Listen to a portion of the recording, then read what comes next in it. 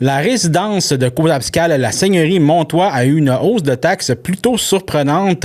Donc, ce n'est pas mentionné dans notre entrevue, mais la seigneurie Montois a un congé de taxes sur le rôle municipal, donc jusqu'en 2035. Donc, c'est vraiment une hausse qui concerne les services reliés à leur résidence de personnes âgées. Donc, on en discute avec Nancy Bouchard, qui est la directrice de la résidence. Madame Bouchard, merci beaucoup de nous recevoir ici à la Seigneurie Montois, ce jour de la Sainte-Patrick en plus. Oui, tout en vert. Oui. On est beau, hein? Regardez la belle salle à manger ici. Écoutez, j'aimerais ça commencer, avant de tomber dans le gros du sujet, nous rappeler un peu, c'est quoi la Seigneurie Montois? La Seigneurie Montois, c'est une RPA de 30 appartements, 27 3,5 et 3 4,5. C'est une RPA qu'on dit OBNL, c'est-à-dire un organisme à but non lucratif. Fait que nous autres, notre base de budget, c'est vraiment l'allocation des logements. C'est ça qui fait tourner notre bâtisse au complet, que ce soit les employés, les salaires, l'alimentation et tout ça. Puis, nous autres, bien, c'est sûr que c'est le maintien d'une qualité de vie pour les personnes âgées et aussi donner, on a 15 logements qui sont affiliés avec l'OMH, c'est-à-dire qu'on a des subventions pour les appartements, les frais de délogement pour les résidents. Fait que encore là, on est catégorisé peut-être logement à prix modique de ce côté-là. Fait que c'est que des augmentations, des choses comme ça, c'est difficile pour nos résidents. On veut garder quand même un certain budget équilibré et minime pour nos résidents parce qu'on sait que les pensions augmentent pas. Je pense aussi que dans les résidences, c'est rarement très abordable. Exactement. Puis on veut rester abordable puis ouvert à toute la population. Là. Tout le monde a travaillé quand ils étaient plus jeunes pour se gâter un peu quand ils sont rendus ici. Puis nous autres, on veut leur offrir une qualité de vie. Puis là, avec les augmentations, c'est rendu difficile. Puis c'est impacté aussi sur leur budget à eux autres. Oui, parce que là, c'est ça, vous parlez de budget et d'augmentation. Là, la raison pour qu'on est ici, c'est une hausse de taxes municipales assez importante. Oui, parce qu'on a eu, au mois de février, on a eu la nouvelle que les taxes allaient doubler. On a fait parce que nous autres, c'est impacté beaucoup sur notre budget. Alors, une doublée, c'est donner le crédit aux résidents. C'est eux autres qui vont payer, dans le fond, parce que c'est les augmentations des logements qui vont finir par rembourser cette dette-là. Une dette de 17 000 quelques dollars en plus dans le budget équivaut à des 100-150 dollars d'augmentation sur les logements. Même avec, parce que chaque logement a droit à des crédits d'impôt pour maintien à domicile, c'est-à-dire c'est une subvention du gouvernement, c'est un crédit d'impôt du gouvernement. Et ce crédit-là ne veut pas aller chercher la totalité de l'augmentation. C'est sûr et certain.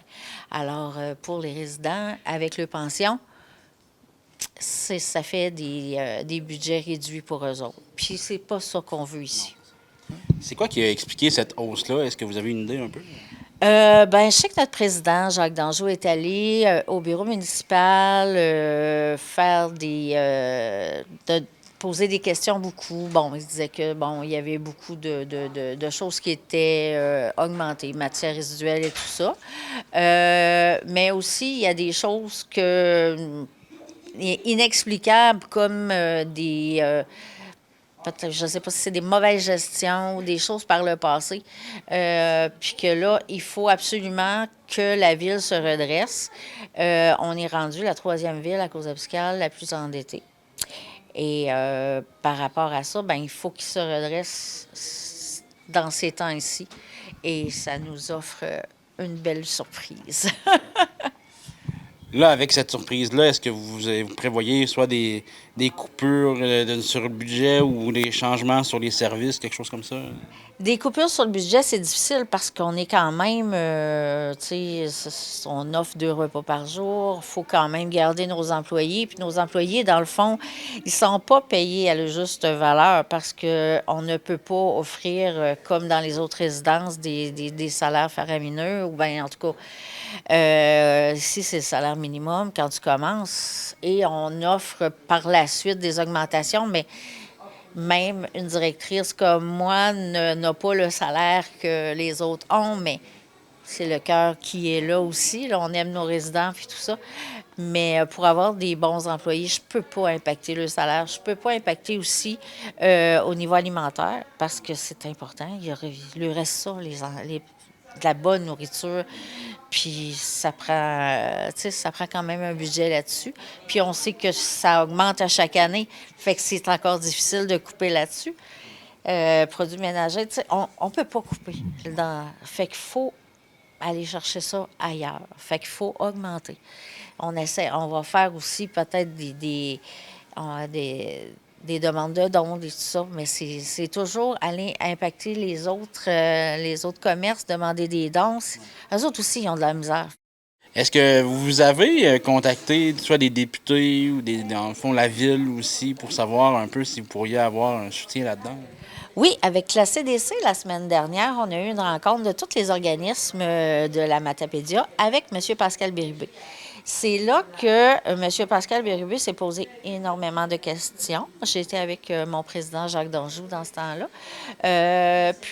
On a eu... il a resté tellement surprise de cette nouvelle-là que là, il a commencé à se poser des questions. Puis il dit qu'il va aller aussi parler à la ville avec la directrice générale et tout ça pour savoir qu'est-ce qui s'est passé justement au niveau des budgets, parce qu'il n'y a pas rien que nous autres qui est augmenté, c'est la ville au complet, c'est-à-dire toutes les maisons, soit ça va de 500 $ à presque 2000, tout dépendant de l'évaluation foncière.